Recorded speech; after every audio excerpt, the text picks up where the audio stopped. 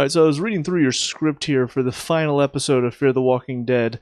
So you say you want John to shoot up into the atmosphere, hit an asteroid, have the asteroid break into a million little pieces, which will then headshot every single walker on Earth.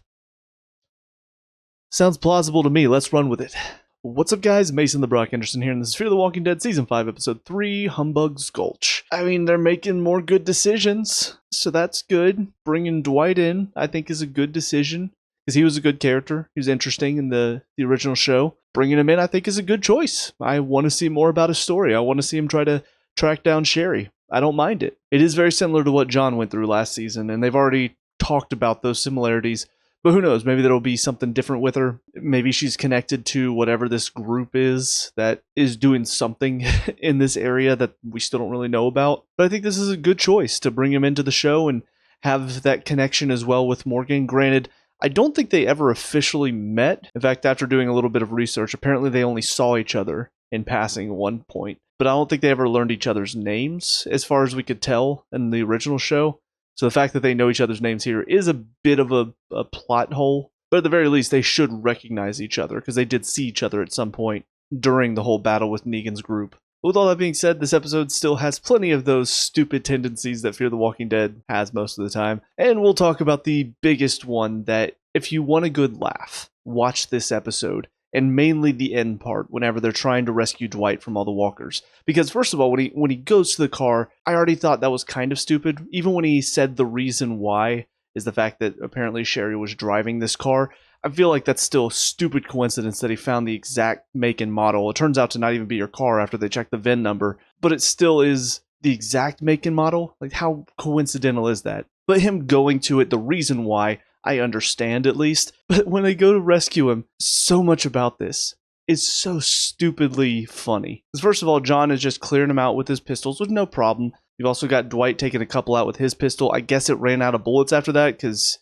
he didn't use it from then on. But as soon as Dwight gets out of the car, from then on, comedy gold. Unintentional comedy, because they're playing it like it's this intense moment that is going to get the audience just cheering and applauding after it all works out for the good guys. And all I could think is, no. You're going to have some people laughing, like me, that find this stupidly funny. And you're going to have some people look at it going, what a stupid decision, and get real pissed off about it. Because I'm just going to detail all of the ways that this should have gone. When Dwight gets out of the car, there are only 3 walkers left at that point.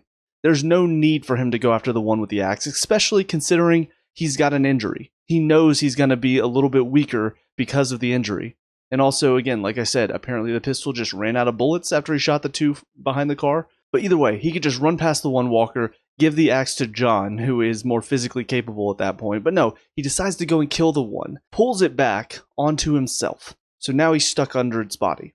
He should be able to get out from under the body. He's only got one arm that's injured. I know it hurt to fall on it, but then use your other arm to push the walker off and get up and go. But no, he's just lying there. Like he has no physical strength left in his body. How does that make sense? John should be running over there and taking out the 2 walkers that are slowly walking toward him, but no. He's got a better idea than that. Apparently he's all out of bullets. June has 1 left in her gun, and he's like, that's all I need. And as the setup is happening, as soon as he said that's all I need, all I could think is, what stupidity are we about to witness? I was picturing, like, is he going to somehow bend the bullet like in Wanted? Is he going to ricochet the bullet like a who is it, Deadshot in the Suicide Squad? What is he gonna do here, and how stupid is it gonna be? And then he tells Dwight to raise up the axe.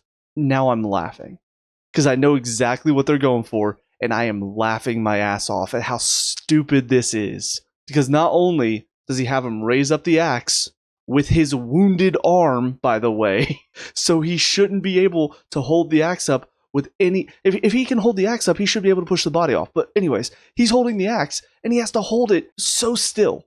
He can't move it with his wounded arm, and even then, he still has to hold it strong so that when the bullet hits the axe to split, the axe is strong enough to actually split the bullet and not just go flying backwards out of his hand with his wounded arm. So that's already dumb. But then you also think about the walkers have to be perfectly placed for that bullet to split. The axe has to be at the perfect height for that split to happen and hit the 2 walkers in the head. He has to be spot on onto direct center of the axe. Because if he's a little bit off, it's just going to skid off and go to one side. It's not going to split perfectly down the middle and hit them both. All of this has to be not even inch perfect. It has to be nanometer perfect. And it's windy. All of this stuff. And I'm sitting here going, this is a comedy show. You cannot expect me to take your show seriously when you're going to be doing shit like this. You already had the moment in the last season whenever Morgan is 7-8 stories up with a walker on top of him. The head is like right here. And John shoots and barely misses Morgan's head to hit the walker that's on top of him. That's already so dumb. And there are already several moments that I pointed out in the past season where the walker should be more deadly or some chance stupid thing happens that saves the main characters. All of these moments that are just dumb and allow me to not take the show seriously. This just takes the cake. I cannot describe how ridiculous this whole setup was in the moment. Like even now thinking back, I'm like, yeah, that's dumb. But in the moment, I was just incredulous that they were actually setting this up to be the way they get out of this situation when there are so many more realistic and simpler ways that they could have saved Dwight's life. But at the very least, I can say it was entertainingly bad. Some of the moments whenever things happen that save the main characters that are just so dumb, sometimes I get frustrated because it's not entertaining. It's just, that was dumb. That was the writers or the directors setting up a scene and making it to where things didn't work out logically, but it worked out in a way that saved the main characters. And that's frustrating for me.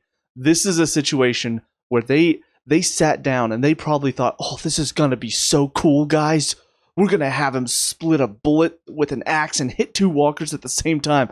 Oh, this is going to be amazing. The audience is going to think it's so freaking cool. No, your audience is probably laughing at you that you thought that this was a good idea to do this in this show, which is supposed to be a dramatic, serious thriller type of show. Like when I look up here on Netflix, genres, TV dramas, TV horror, TV shows based on comics, this show is ominous and scary. And then cut to the bullet getting split in half by the axe. This is not scary or ominous. This is ridiculous. If they took themselves more like this every episode, I'd probably have more fun with it.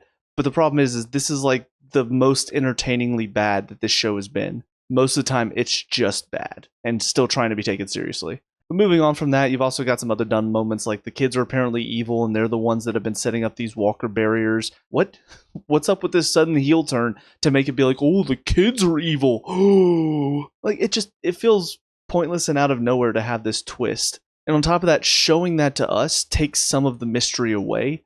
So whenever they find, I think it was Max or Dylan, I don't remember which one. They find him in the back of the van and he's all bloody and stuff. There's a lot of mystery. And that could have been the perfect place to end this episode and make us go, what the hell is happening? But then you show the other two. I don't remember their names now. But you show them tying up the walkers and talking about, oh, he knows what to say. And now we know. Like we already get a gist. They set this whole thing up. We don't know why. There's still a lot of questions about why. But now we know who and what. And that takes away some of the mystery that you could have left us off on for this episode. So it was a really dumb decision, in my opinion. There were also some dumb moments with John and June, like when they first go into the saloon and they don't check to see if there are any walkers by like banging on something. They just open the door and close it. John acting like a little, oh, I don't want to talk about it, blah, blah, blah, all that stuff. And trying to force June to go to the car in this dust storm. Felt kind of needless to have a little bit of friction there between the two of them. When the walkers get drawn to the saloon doors because of the gunshots, for some reason they're not able to break through the windows, which are already cracked. Seems legit to me, right? And then the final dumb thing that comes to mind is Alicia and Luciana drive over these spikes, which causes their car to crash.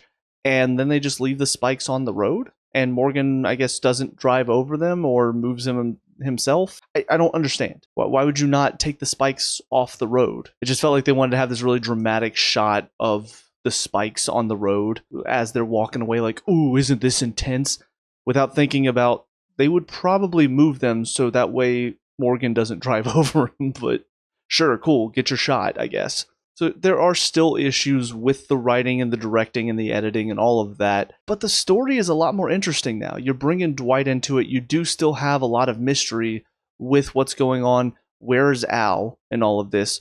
all these barriers, like why are the kids leaving them up? Is there something in the center of all this that's important to the kids, or is this in relation to whatever group the kids appear to be looking into, and maybe whoever took Al? Like there are still quite a few mysteries that haven't been answered. I feel like I'm a lot more interested in what the answers are going to be than I was throughout last season, whenever they're doing the flashbacks, whenever you've got Martha, whenever you got all these things that are kind of, well, what happened? What's going to happen next? This season, I actually am a little bit more invested, and I do want to know, which still does worry me, because in the end, they could still fumble this and make it a shit story. But at least in the setup is a lot better than last season was. And there's a lot more about this that I am enjoying more. It just sucks that there still is the stupidity of last season creeping into this one and all the unrealistic bullshit that they throw in. There's a lot about it that is really, really dumb, unfortunately. But I think that's about it for this one, so we'll move on to the next one. I'll see you there in a sec. And now, episode 4, Skidmark. Why is it called Skidmark? The cat was involved, obviously, but I figured the cat would be kind of the main focus, maybe how Daniel got the cat to begin with, or I don't know, something. But no, he's just there. He does draw all the walkers out of the store, so good job there, Skidmark, but I don't know why it was called Skidmark other than that. But anyways, most of this is fine. I'm glad that we're not doing the stupid thing of where the kids are the bad guys, the evil people that we're going to be going up against this season, at least as far as I can tell. It seems like whoever these people in all the combat gear and stuff, whoever they are, seem to be a little bit more possibly evil, but the kids are just seemingly scared of them, and they have set up the roadblocks mostly to protect themselves. They do think that Morgan and his group are part of them for some reason. Don't know exactly how they made that connection, since it seems like everybody else that they've seen are all dressed up in the combat gear. So yeah, sure, these people who show up and not in combat gear, well, they must be the same people, right? Yeah, don't really have any ideas. I will say the fact that they're using a helicopter brings to mind the people that Jadis was talking to in The Walking Dead, the people that picked up Rick as well. So I don't know if there's going to be that connection to whoever these people are. Maybe it's involved with whoever created this virus that caused the apocalypse to begin with. I don't know. That's kind of where my mindset goes when I think about these dangerous looking people. They're using helicopters. Obviously, there seems to be some experimentation or something going on here that caused like the radiation poisoning for some of the walkers and all of that. But those are just kind of my first thoughts based on what I'm seeing. I really have no clue. I will say this episode was a downgrade from the last one, mostly because we have less of Morgan, John, and Dwight, who are good characters, and more of Strand and Charlie and Wendell and Sarah. Those are much less fun characters to be hanging around. But at least we have Daniel. Maybe not much of Daniel, because it seems like he's going off on his own again, because I guess this show just really doesn't like having Daniel on for some reason. I don't know why, because he's still a fun character to have around, even if he is maybe a little bit less threatening seemingly, but he's still very clearly intelligent. Like, he knew exactly what Strand was doing. He knew that Charlie got in the back of his truck. And it just goes to show, like, Daniel is still a fun character to have around. I hate the fact that it feels like he's just gone again. He's just leaving the show again. I don't know if the guy playing him has other commitments that he's dealing with, and so he can't be on the show for very long, but I kind of hate it. I prefer having Daniel on the show. But for the most part, a lot of this was very straightforward. I will say there is a bit of stupidity at a couple points. There's the one point whenever the walkers try to attack Annie and Max, they break off of the sign that was holding them, and then she trips and I guess sprains her ankle in the process. I don't know. It didn't seem like much was done there. It seemed like she was just sort of fallen upon by one of the walkers, and now all of a sudden she can't walk on that ankle for some reason. And then, of course, Alicia and Morgan showing up right in the nick of time to save them. It felt so cheesy, didn't it?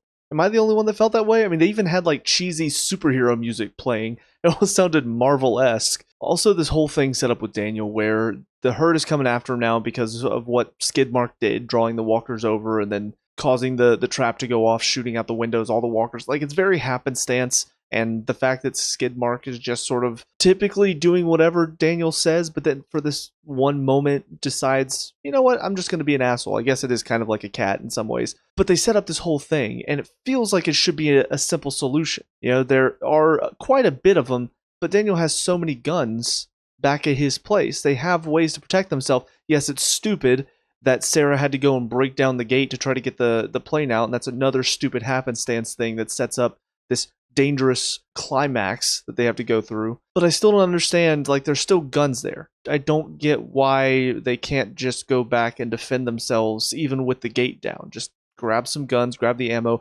Does he not have ammo? I'm pretty sure he should. So it feels like they should have been able to do that, but no, we have to set up for he needs to sacrifice himself so then Strand can go and save him to prove that he's a changed man. And the way they even do that, once again, I have to ask, is there no ammo? Because if there is, then just bring all the weapons and the guns and shoot all the walkers. But of course they can't do that because that would be too easy, but they still do have Al's SWAT van. So that should be a simple solution, but for some reason that doesn't work because we need to have climax. And I'm guessing they just did all this to set up, first of all, for a unique kill on walkers, because we've not seen somebody use a plane to chop up walkers. We've not seen that before, at least as far as I can remember. So they want to set up all this stuff where they don't grab the guns on the SWAT van don't work. They do all of that to be like, oh, so we can make it to where Strand can use the plane to chop him up. Oh, isn't that cool? Well, yeah, but only because you forced it to be that way, when there's so many other ways they could have gotten out of that scenario. But also it sets up to where the plane is now broken to make it more dangerous for the group that's trapped in wherever they are, because they don't have a way out. So a lot of this, once again, feels like forced tension. Like, so much of this could have been easily avoided if they just did the common sense thing, grab some weapons. Like, even if all the guns at Daniel's warehouse don't have ammo to use, you could still grab weapons, and then there's 5 of you. Wendell is in a chair, so maybe he's not the greatest in hand-to-hand fighting, but still feels like you guys should be able to take out a herd of what looks like maybe... it looked between 35 and 40 to me. Like, that shouldn't be too much of an issue. You can use ways to draw them, separate the group a bit, and each of you start taking them out one by one. I feel like there's ways you could have done that, and yet the writers made it to where there's only one way to take out all these walkers, and it's to use the propeller blades, because it's cool, but also to set up for, well, now we can't use the plane to go save everybody else. And if this were the first time the show had done something like that, then I'd forgive it. But this is not the first time that the show has done this. It does it almost every episode, where something stupid happens to set up for, well, now it's not going to be as easy as it should have been before. And the more you do it, the more frustrating it gets. I think that's about it for this one, though. The rest of it overall was just kind of mid. I enjoyed some of the scenes between Daniel and Charlie, like they're kind of bonding. Again, another reason why I'm upset that Daniel's leaving the show again. Scenes between Luciana and Dylan were okay. Like, I like what they're doing with the story element of it, and seeing Dylan, because he is the youngest of the group, seeing his reaction to hearing Annie and Max in trouble and why he's willing to basically give up the information. It makes sense why. Like, he's concerned for their safety. He wants Morgan and Alicia to go help them. Unfortunately, the acting in these scenes is not great, and I'm not going to put too much pressure on the kid playing Dylan because he is a kid. But Luciana this season so far, it kind of feels like she's phoning in a lot of her scenes. She did okay with the opening episode where she was in a lot of pain, but it feels like since then, all of her scenes have felt very half-assed, honestly. I don't know if that's the actress maybe just kind of running out of steam with this show and with this character, or if it's just the director not really sure what to do with Luciana, and they're not really giving her the proper instructions. It feels a little lackluster, especially compared to everybody else who feels like they're doing a pretty good job as far as bringing their A game to these characters. Even Sarah and Wendell, as much as their characters are still sitcom characters, I mean, Sarah's line at the end, "Oh, soup's up, bring a ladle." Like, that is such a cringy, bad line to me. But she's still trying. You can see she's trying to make it work with this character. It's just, unfortunately, their characters are not written very well. They're written for a sitcom, not for a survival show. But yeah, Luciana just doesn't feel like she has that same energy, at least so far this season. Maybe it'll pick up at some point. But with all that being said, though, those are my thoughts on these 2 episodes. So let me know what you guys think down in the comment section below. What were your thoughts on these 2? Let me know. We could talk about and discuss all that good stuff. Leave a like and subscribe for future Fear the Walking Dead reviews. Also, check out the channel. We have a lot of other reviews on here, so check those out if you had time. But until next time, hope you guys have a great day. I'll talk to you all later. Peace out.